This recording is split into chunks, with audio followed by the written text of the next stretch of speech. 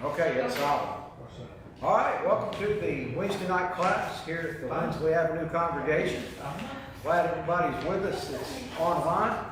I've been told to remind everybody that we have a worship service that starts with a class on Sunday morning at 9:45, and at 10:30 we have a opening worship or the morning worship service. Hope to see you this Sunday morning. Last week, or the past few weeks, we've been talking about the building of Abraham's faith. And tonight we're doing another building of Abraham's faith, part 2. And we've got some interesting stuff. Some things that we're going to come up with, we're going to discuss a little bit in Genesis chapter 13 and 14, that this is sort of a read-through, these are sort of read-through chapters that we sort of may not pick up on a few things that the text tells us that are pretty interesting. To do a little bit of review, last week we talked about that the Lord had appeared to Abram in Ur and told him to get out of his country, from his family, from his father's house, to go to the land that he would show him. This is before Terah had moved them to the land of Haran. After Terah's death, when Abram was 75 years old, he took all of his possessions, his wife Sarah, and his nephew Lot, and went to the land of Canaan. When Abram entered the land of Canaan, the Lord appeared to him and told Abram that he was going to give him this land. Give it to his descendants, that is. At this time, Abram and Sarah have no children, no natural biological descendants. After the Lord appeared to Abram in Genesis chapter 12, verse 7, there is another event in Genesis 12, verse 8, where Abram builds an altar and calls on the name of the Lord, but the scripture doesn't mention that there is a response from God. Then, with a famine in the land, Abram moves his entourage, and that's what it is. He has got a gigantic amount of possessions, animals, servants. He is going to the land of Canaan, and there is no way that he can hide where he is coming from and going to, because he's making a wake if he was a boat. He's got a load with him.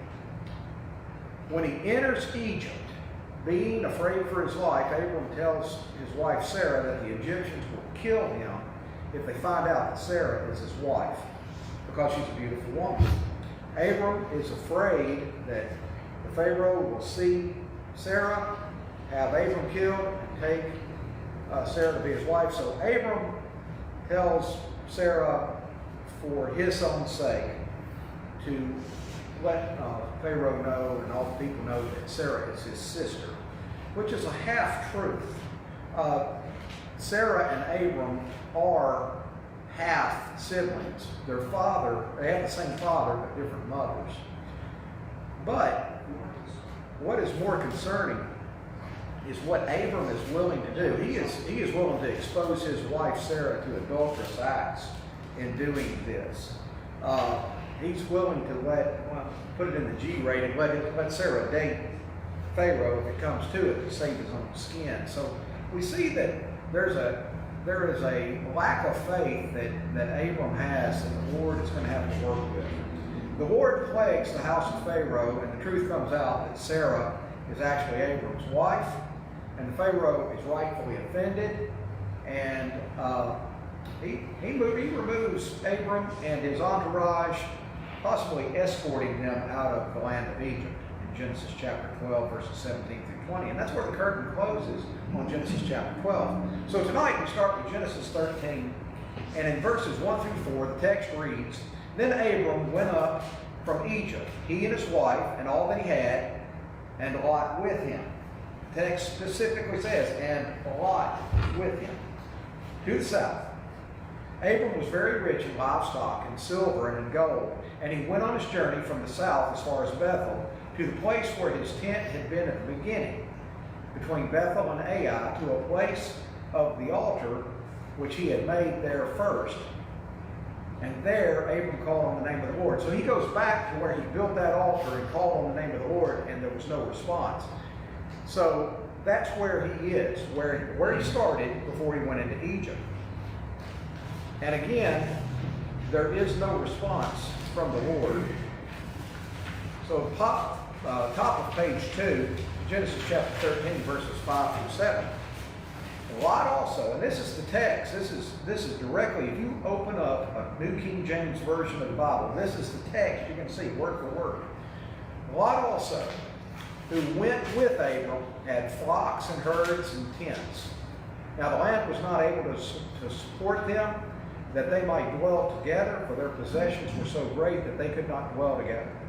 And there was strife between the herdsmen of Abram's livestock and herdsmen and Lot's livestock.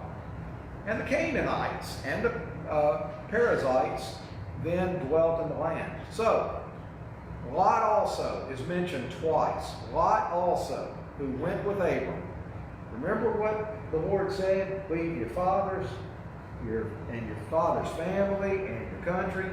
And we've already talked about it. Lot went with Abram, and that wasn't the plan. That wasn't in God's plan.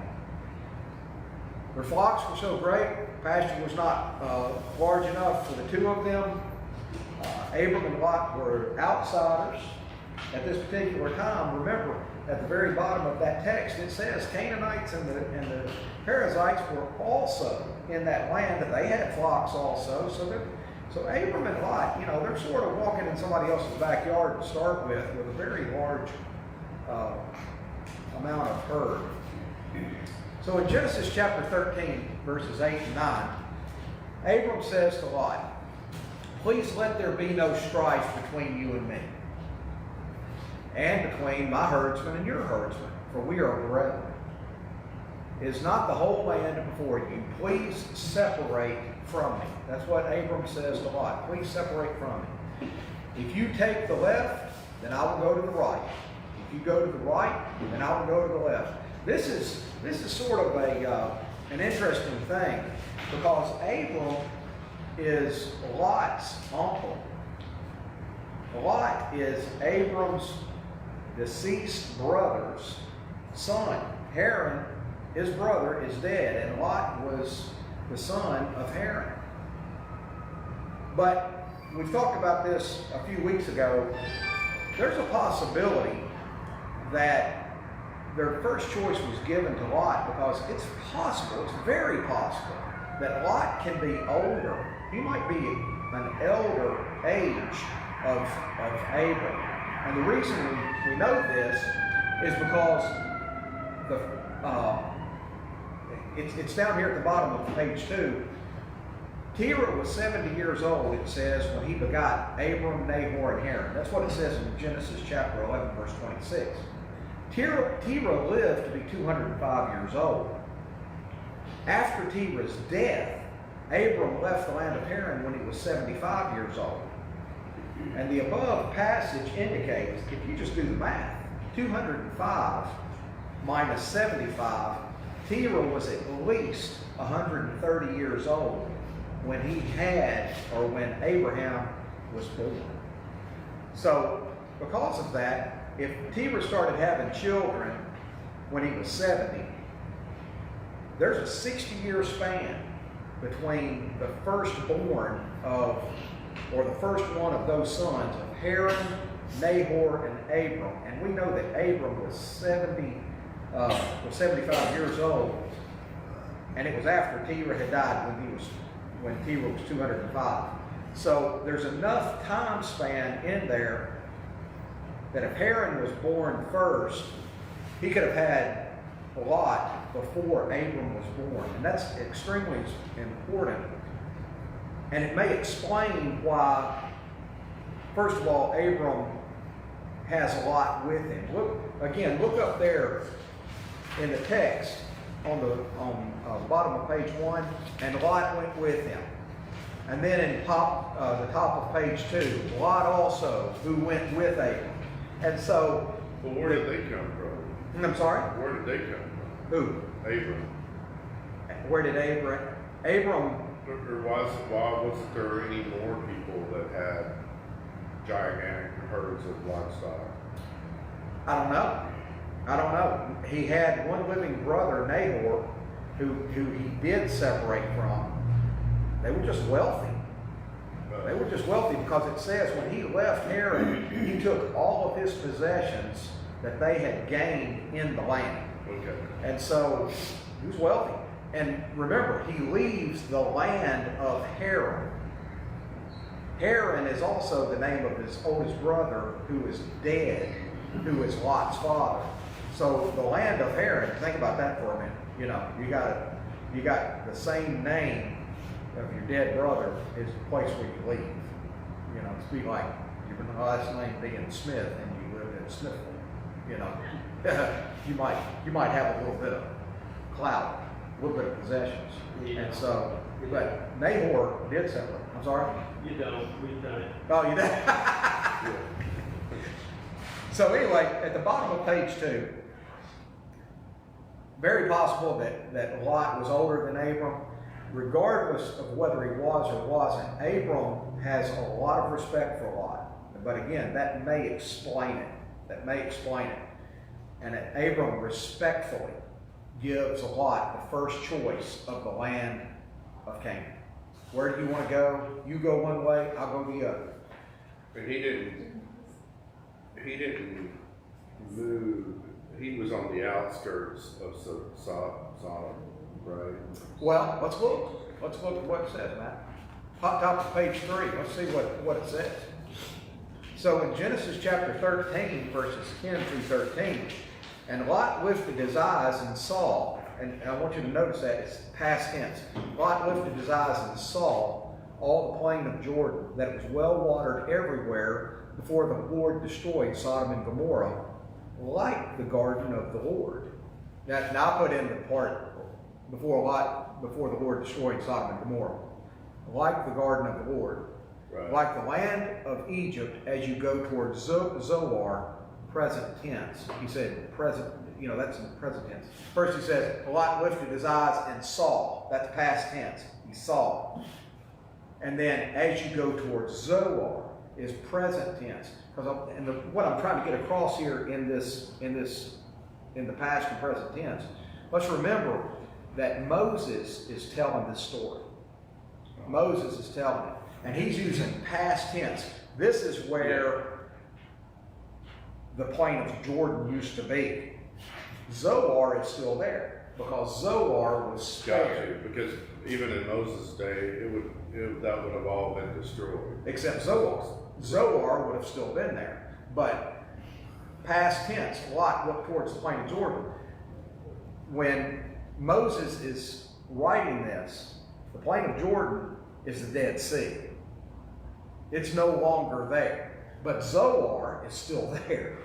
So anyway, so then Lot chose for himself all the plain of Jordan. And why wouldn't he? It was well watered, like the Garden of Eden.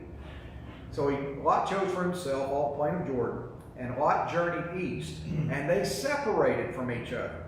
Abram dwelt in the land of Canaan, and Lot dwelt in the cities of the plain and pitched his tent, even as far as Sodom. But the men of Sodom were exceedingly wicked and sinful against the Lord. Abram dwelt in the land of Canaan, and Lot dwelt in the cities of the plain. Yes, which are also part of And the land of pitched his Canaan. tent even as far as Sodom. Yes. What I don't get what that means, even as far. Well, you're getting close because what's the next statement?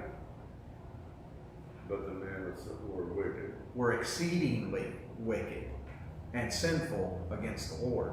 So he went as far as But he probably wouldn't have known that if they were just these people, these sojourners, right? So Peter, Go we're ahead. talking about First Peter with Lot. No, I wasn't going to. Go ahead. Yeah, Peter mentions Lot being tormented in his soul and all the lawless deeds done around him. So we learn about Lot and what he sees there. So he does know what's going on because he's apparently hurts his spirituality. Well, I mean, probably later in his life, but I'm saying at the point where they're just dividing, he's just looking at the land going, there's water down here, all the vegetation is good, I'm going to go this direction towards this plain. Oh, so you're saying when they chose, he When went they out, chose. he didn't have TripAdvisor to see how bad it was. Yeah. Well, let's see. Let's see. We're going to uncover some stuff here that we'll see. See if you have that same thought here after a while. The description of the plain of Jordan, Genesis chapter 13, verses 10 through 13. I want to stop for a second. Brett, one thing that you're right on the is it 2 Peter where it is? I'm looking it up. I thought it was first. It identifies Lot as righteous Lot, and that's saying something, because you don't find a whole lot of good examples from Lot. You know, there's not a whole lot there. What is it, 2 Peter what? Well, Red's going to look it up for us. All right, so the description about the plain of Jordan. When Moses wrote Genesis over 400 years later, the plain of Jordan was no more. It was desolate. God had, past tense, destroyed it, which was what we just talked about. And Abram went early in the morning, the day that the plain of Jordan was destroyed. It says that Abram went early in the morning to the place where he stood before the Lord, and he looked toward Sodom and Gomorrah and toward the land of the plain, and he saw, and behold, the smoke of the land, which went up like the smoke of a furnace. So that tells you how much the plain of Jordan was obliterated.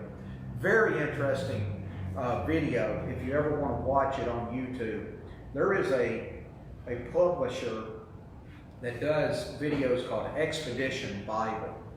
And if you ever want to watch a good one, he does one on the plain of Jordan where he actually digs out white sulfur. And that white sulfur to this day is embedded in the dirt, and you can pick it out and light it. And where that sulfur is where water was, because he said it would have rained down and would have extinguished wherever there was water. And of course, there's no water in these areas now, and you can pick that stuff out, and he lights it, and he does a really good, about 45-minute video. But I promise you, that 45 minutes will go like that because it's so interesting. 2 Peter 2, 7 through 8. 2 Peter 2, 7 through 8. Can we read it? Yeah, go ahead. Which were, this New Living Translation. God also rescued Lot out of Sodom because he was a righteous man who was sick of the shameful immorality of the wicked people around him.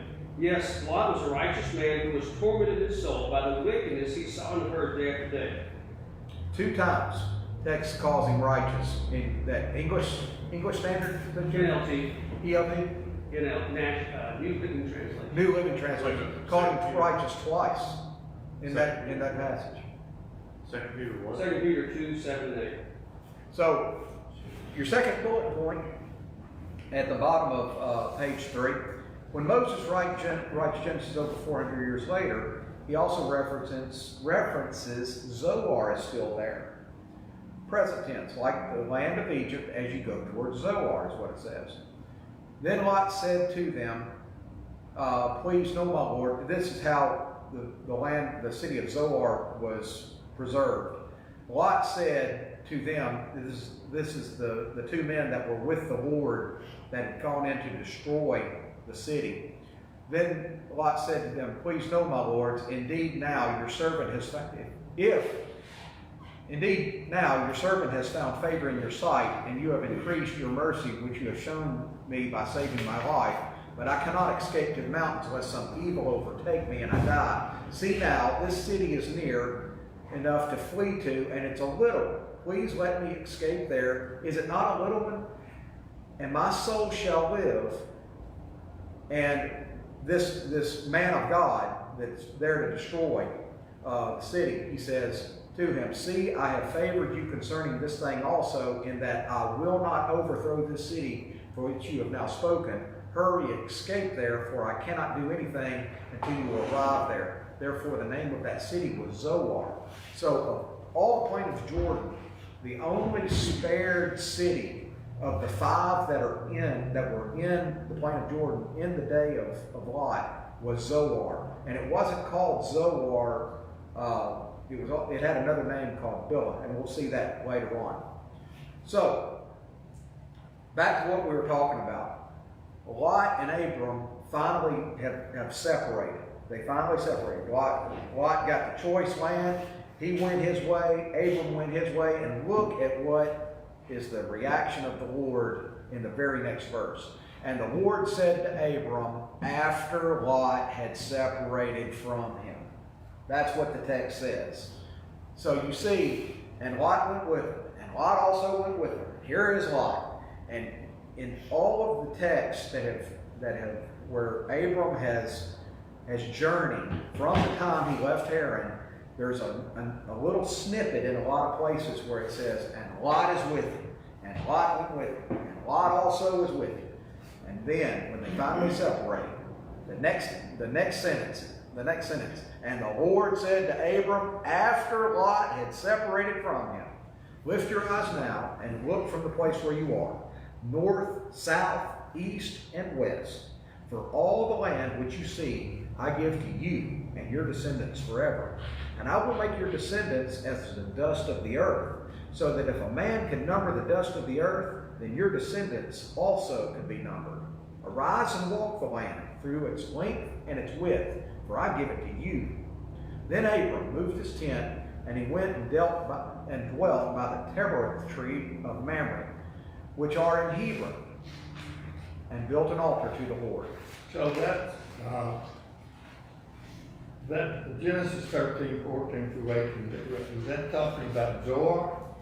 No, it's just talking about the point of that text right there. Of course, we're just following chapter 13, and you can see up there at the top we had chapter 13, 10 through 13, and then we have 14 through 18. So that's the next portion. No, this isn't Zoar. What this is talking about here is the reaction of the Lord. You know, there's always things that both Abraham and Moses, they were both given commandments by the Lord, and both of them didn't do everything exact. You know, in the case of Abram, Noah was given commandments. yeah, Noah did. But in the case of Abram and Moses, let's think about this for a minute. Abram was told by the Lord, get out of your country, get away from your father's house, leave your family, and go to a land that I will show you. And what does Abram do? Well, he does everything except one thing. He takes Lot, or allows Lot to come with him. So there's a thorn there. You didn't do everything I told you, Abram. You know, it could be what God said. Now, what was the one thing that almost got Moses killed? When Moses, he speaks to the Lord in the burning bush, the Lord says, he sets it all up. The Lord finally says, take Aaron with you, but I want you to go to Egypt, and I want you to let my people go. And he tells Moses, you go to Pharaoh, and you tell Pharaoh that if you don't let my firstborn Israel go, I'll kill your firstborn. He told Moses to tell Pharaoh that before Moses ever left Midian. He told him, you tell Pharaoh, I'm going to kill his firstborn. I'm going to kill your firstborn if you don't let Israel go. So he had it all set up. Moses started heading towards Egypt, and what happens? The angel of the Lord corners him and is going to kill him because he hadn't circumcised one of his kids. Thorn in the side. You haven't obeyed me fully. And God was prepared to kill Moses if his wife had not stepped in and circumcised the kid right there. Right then and there. Of course, that's a whole nother story. But the point is, both of these patriarchs were instructed by God, assigned a task by God, and both of them didn't do everything God said do. And they were big deals. Lot was a big deal. He's a thorn. He's a thorn in the side. He's extra baggage. And this isn't the end of it. Lot's going to have to be pulled out of the problem. And in the case of Moses, God was willing to destroy Moses and start all over and assign somebody else the job. So, you know, I think that's a lesson for us today. Yes, we are to do what God instructs us to do. We are to obey God. And if we have something in our lives that is, I know I ought to not be doing this, but I'm doing this over here. Well, I think there's a good idea to look at Moses and see, hey, wait a minute. Moses was assigned a job, and he was heading to Egypt, obeying God, but he had something that he wasn't obeying God with. And God cornered him. The Bible says he was going to corner him and kill him. So, anyway, top of page 4. Top of page 4. So, we end chapter 13 with, and Phil, this is back to answering your question. He separated from Lot is what that text is showing, and he went and dwelt. He was at peace. He wasn't with Lot anymore. So, top of page 4, Genesis chapter 14. And it came to pass in the days of Amphrael, king of Shinar. These 4 kings. These 4 kings. And the one we want to remember is Chedorlaomer, the king of Elam, that they made war with Bera, king of Sodom, the king of Gomorrah, the king of Admah, the king of Zebulun, and the king of Bela, that is Zoar. So there you have it. So what do you got? You got your 5 cities right there identified as in the plain of Jordan: Sodom, Gomorrah, Admah, Zebulun, and Bela, which is Zoar. So they went to war against them, and that's just the overviews, because it's going to get down into the nitty-gritty of how this all happened. All these joined together in the valley of Siddim, that is the Salt Sea, and that's where we know the plain of Jordan is. The Salt Sea is just another name for the Dead Sea. So this is Moses telling it that it was the Salt Sea. Yes, they met in the valley of Siddim, that is the Salt Sea. It's part of the plain of Jordan. But at the time of Lot, there was no salt there. No, it wasn't a sea. It was a sea, but it wasn't a salt sea. Nothing's going to grow in salt water, right? You got to have fresh water. So 12 years, and it tells the story. It says that the 5 cities that were in the plain of Jordan, 12 years, they served the king of Elam, and in the 13th year, they decided, we're not going to do this anymore. Now, what's it talking about? It's saying that they paid a tribute, or they paid a tax, a peace offering, whatever you want to call it. These 5 kings in the plain of Jordan paid the king of Elam, and they had peace. So, in the 13th year, they rebelled. They said, hey, you know what? We're not going to pay this anymore. We're not going to pay it anymore. And so, down there at the bullet point, I've got it in there. The cities in the plain of Jordan were paying the tribute taxes to the king of Elam. And after 12 years, they decided, we're not going to do this anymore. So the next year, pay no taxes to the king of Elam. So in Genesis chapter 14, verses 5 through 7, in the 14th year, the king of Elam and the other 4 kings that were his allies, they went and attacked some other areas in the land. And while that was going on, the 5 kings of the plain of Jordan decided, hey, this is a good time to attack them. Well, not if you can't back it up, it's not. I mean, this whole thing is a very, it's a present day type of story.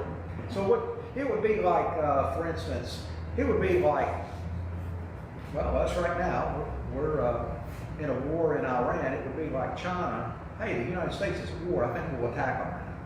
That would be like what it would be. But it wouldn't be China. It would be something like Cuba attacking us. It wouldn't be a good idea. Hey, while they're busy, we owe them money. We're going to attack them, and that's going to free us up. That's what it was. That's what these folks did. So, assuming the opportunity, in your bullet point number 2, bottom of page 4, assuming the opportunity, the 5 kings in the plain of Jordan attempted to attack the king of Elam and his allied forces. That is the 4 kings, counting the king of Elam. Thinking in a weakened condition, already at war with others, the king of the plain of Jordan would be victorious. Now, one thing I want you to think about, you got a lot of fighting going on here, a lot of violence. 430 years at the most since the Great Flood. That's how long we've gone here. 430 years. And what did God cite in Genesis chapter 6, verse 13, when he spoke with Noah about the flood, about he was going to flood the earth because he was sorry to make man. He said, the end of all flesh has come before me, for the earth is filled with violence through them. 430 years later, you got Shem, one of the sons of Noah, is still very much alive. Very much alive. He's going to live for another 150 years. You have got violence in an unbelievable amount of an unbelievable level. You got 4 kings fighting other places. You got 5 kings jumping on the 4 kings while they're at battle. So, has violence returned? Yeah, we've gone back to the same thing it was. I'm going to kill you, and all that kind of stuff. So, top of page 5. So in Genesis chapter 14, verses 8 through 12, and the king of Sodom, the king of Gomorrah, the king of Admah, the king of Zebulun, and the king of Bela, that is Zoar, went out and joined together in the valley and joined in battle in the valley of Siddim against the king of Elam, the king of nations, the king of Shinar, and the king of Elasar. 4 kings against 5. Now the valley of Siddim was full of asphalt pits, and the kings of Sodom and Gomorrah fled. Some fell there, and the remainder fled to the mountains. Now think about this for a minute. They didn't think about nothing. They didn't consider where they were going to fight, where they were going to attack these 4 kings. They didn't think about the terrain. They didn't think about the asphalt pits. They didn't count their soldiers. They just jumped in and basically sucker punched these 4 kings. And it didn't go their way. Now who's they? The kings of the plain of Jordan. We'll call them the sissy boys. Okay. Then they took all the goods. This is the 4 kings, mainly the king of Elam leading the whole thing. Then they took all the goods of Sodom and Gomorrah, all their provisions, and went their way. That is the kings who the plain of Jordan didn't pay the tribute to for the past year. They didn't pay it. All right? For 12 years, the kings of the plain of Jordan had paid the king of Elam a tribute or a tax. In the 13th year, they didn't pay it. In the 14th year, while that king was in battle, they went out against that king to sucker punch him to try and be victorious over him. It turned against them. The terrain they were in, a bunch of their soldiers sunk in asphalt pits, and the rest of them retreated to the mountains along with the kings of Sodom and Gomorrah. And so the king that they owed the tribute to, king of Elam, he went into the city of Sodom and Gomorrah and took their property, their provisions. He plundered the city, and he also took Lot. And he's identified as Abram's brother's son, who dwelt in Sodom, and his goods, and departed. So they took the wealth of Sodom and Gomorrah, and they took the people of Sodom and Gomorrah, and specifically they took Lot and all of his possessions. Bullet point. The above passage provides insight into the weak leadership of the 5 kings of the plain of Jordan. Bullet point number 3. When the 5 kings of the plain of Jordan retreated, the 2 possibly wealthiest cities of the plain of Jordan, that is Sodom and Gomorrah, are pillaged and plundered, with a specific prisoner, Lot, taken, possibly for the purpose of collecting a ransom from Abram for Lot's release. Remember, Abram is a very rich man. Very rich man. So they may have taken Lot for the purpose of, hey, we'll just collect it from this guy that's walking around Canaan with all this stuff. Genesis chapter 14, verses 13 through 16. Then the one who escaped came and told Abram the Hebrew. Let's stop right there for a second. Abram the Hebrew. Incidentally, if you're in trivia, this is the first place in the Bible where the word Hebrew is used in the Bible. For he dwelt by the terebinth tree of Mamre, the Amorite, brother of Eshcol and brother of Aner, and they were allies with Abram. Stop there for a minute and look down here at the bullet points. Abram is called a Hebrew. First time the word Hebrew is used, I just said that. First time it's used in the Bible. Now, the word Hebrew is also used in the Bible to describe Joseph. It's also used to describe Joseph's brothers. It's used to describe the Israelites. It's used to describe the Jews in Acts chapter 6. And it's used to describe Paul in Philippians chapter 3, verse 5. So what does the word Hebrew mean? Now, if you're thinking maybe it has something to do with circumcision, circumcision has not been established yet. Circumcision is established with Abram when Abram is 99. He's 99. He's 99 when he's circumcised, and he circumcises Ishmael when Ishmael was 13. So he's not a Hebrew because of circumcision. You're saying that Abram circumcised Ishmael? When he was 13. And that's okay. But that's later on. So, but my point is, you're not a Hebrew because you're circumcised. Right. It's not because you're Jewish. What does the word Hebrew mean? I don't know. I looked it up, and it was just a commentary I used, and I liked the definition. It was in the bottom. It's in the bottom section of my study Bible. I use a Nelson Study Bible, New King James Version. And the commentary said the word Hebrew is related to a verb meaning to cross over or pass through, perhaps reminding us that Abram passed through or crossed over from another place in order to obey God's command. I like that definition, especially in the examples that we have that describe who is a Hebrew. When Joseph is described as a Hebrew, it is when he has come from the land of Shechem, which is part of Canaan, into Egypt. He is referred to as a Hebrew, and where he's referred to as a Hebrew is when he is accused by Potiphar's wife of trying to make a move on him. Potiphar's wife tells Potiphar, his master, this Hebrew slave that you have brought in here to mock us. So Joseph is referred to as a Hebrew when he is working in Potiphar's house. Joseph's brothers are referred to as Hebrew because when Joseph prepares a dinner and he is going to reveal himself to his brothers of who he is, it says that Joseph ate in a different area than his brothers because it was an abomination for the Egyptians to eat with the Hebrews. So, what have you got with Joseph's brothers? Well, they have come from the land of Canaan in the second year of a famine to Egypt to buy food.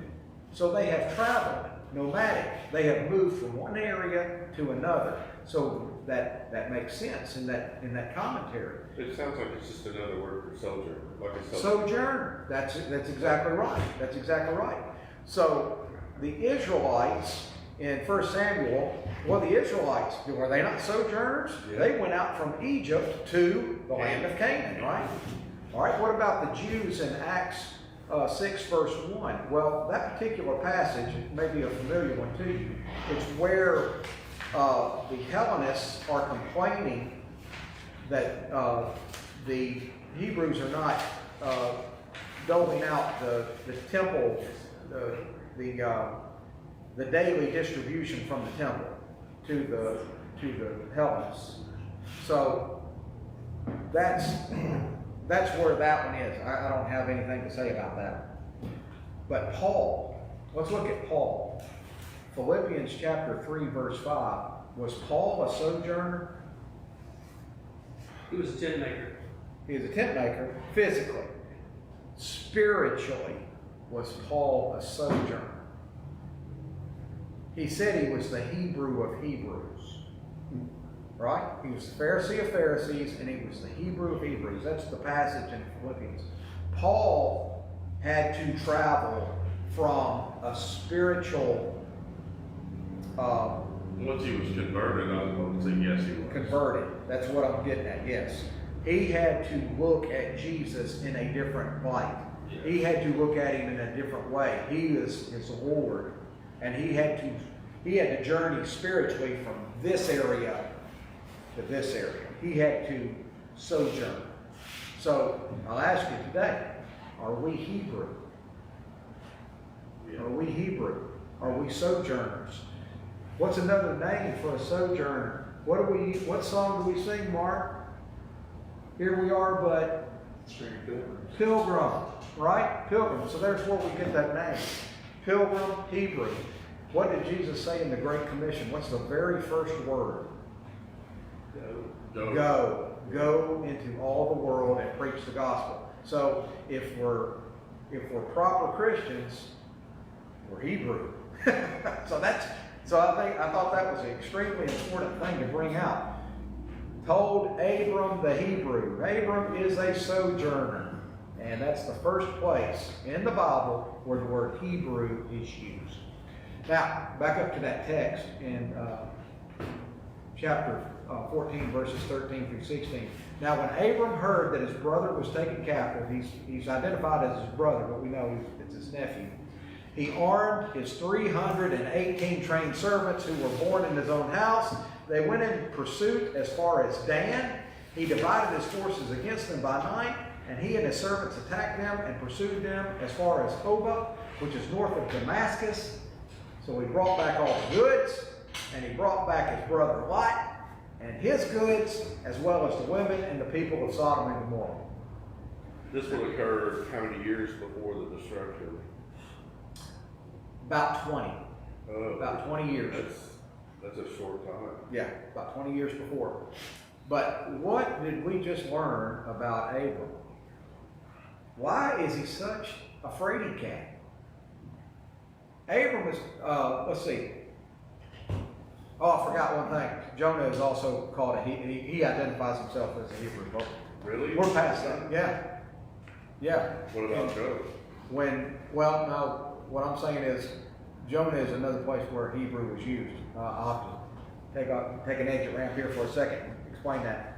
When Jonah catches a boat to Tarshish instead of going to Nineveh, the sailors draw straws when a storm comes up, right? Right. They draw straws. The short straw goes to Jonah. They're superstitious as they can be, and they start questioning Jonah. Who are you? What is your occupation? Where are you going? What have you done that's caused this storm? And Jonah identifies himself as a Hebrew, a man. Oh, he says the word Hebrew? Huh? It says the word Hebrew? Yeah, he says, I am a Hebrew. Oh. Well, is Jonah traveling? Yeah, he's traveling in the wrong direction is what he's traveling. All right, so copy page 6. Yeah. He intended to go to Tarsus Yes. because he didn't want to go to Nineveh. Yeah, he needed Because he hated the Ninevites. right. He needed a map and a compass. He was going the completely opposite direction. It would be like us, Intentionally, right? yeah, it would be like us being told to go to Kentucky and we head towards Atlanta. So Abraham, at the top of page 6, or Abram, was able to liberate Lot, other men and women, and all the goods and all the provisions that had been plundered in Sodom and Gomorrah with Abram's own private army, which was 318 trained servants who were born in his own house. Why in the world? We have just learned something about Abram, haven't we? He's sort of like a mafia boss. I mean, he can do whatever he wants. You know, he organized an army, and he went in and did what the armies of 5 kings couldn't do. Genesis chapter 14, verse 17.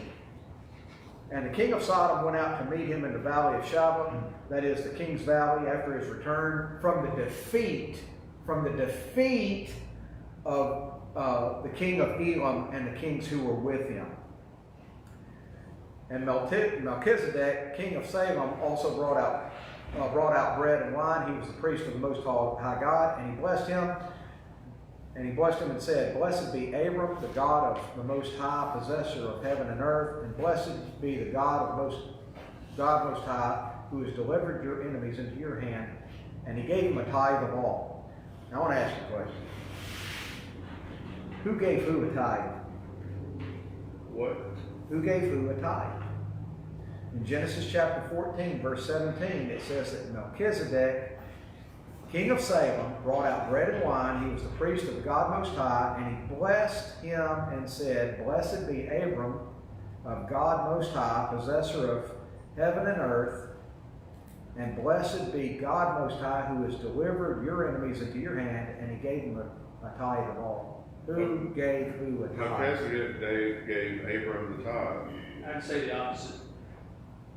Well, does anybody have anything to correlate, But What that would do? I thought Melchizedek is a Christophany. No, he's a real person. So, Let's look on down, because we're running out of time. I wanted to share this with y'all. The scripture says, the first bullet point, the scripture says that the feet of the king of Elam and the kings who were with him. Second bullet point. This is the second mention of the Bible, in the Bible, of the priest of God named Melchizedek. Some speculate that Melchizedek is actually Shem. When I first heard this, I thought, what? Shem is still alive, folks. He's still alive. And he's still alive for another 150 years. Well, no, let me take that back. He's still alive for another 75 years. There is no Bible passage that says that Shem is Melchizedek. However, Hebrews chapter 7 gives an interesting reference to who Melchizedek was. And it also answers the question, Brett, of who gave who a tithe. Because the Genesis account doesn't tell us. It just says he gave him a tithe. Hebrews chapter 7, verses 1 through 4. Exactly, in Hebrews it says. So that tells us what? We got to look through the Bible sometimes to find the answer. Sometimes it's not what we think. For this Melchizedek, king of Salem, priest of the Most High God, met Abram returning from the slaughter. The slaughter, it wasn't just a defeat, it was the slaughter of the kings, and blessed him, to whom also Abram gave a tenth of all. But Abraham gave gave the tithe a tenth to Melchizedek. Who we think is Shem. And well, let's see who Melchizedek is. First being translated King of the Righteous, and then also King of Salem, meaning King of Peace. Without father, without mother, without genealogy, having neither beginning of days nor end of life, but made like the Son of God, remains a priest continually. Now consider how great this man was, to whom even the patriarch Abram gave a tenth of the spoils. So Abram gave Melchizedek a tenth of the spoils that he had taken from the king of Elam. Now the king, without father, without mother, without genealogy. What does that mean? there was no history of it. Now, who would be the oldest two people alive at this point? The oldest two people alive on the earth would have been Shem and his brother Jacob. Ham is the youngest of the three. And Ham's still alive too. We don't know. We don't know if Jacob and Ham are still alive. The genealogy doesn't go into their ages when they died. It only tells Shem's. And Shem lived 500 years after the flood. He lived a total of 600 years. So, once you get past a certain number of levels, there is one other person that outlives Shem as far as years go. He doesn't live as long as Shem, but he outlives Shem, and that's Eber. who is a couple of 3 generations after Shem. How old was he? He was 460 something when he died, but he outlived Shem as far as in timeline. But Shem, everybody's going to forget Noah. We don't know anything about Noah's mother. Yeah. Or excuse me, about Shem's mother, Noah's wife. Yeah. She's not even named in the Bible. Yeah. Without genealogy, they had to start all over again after the flood.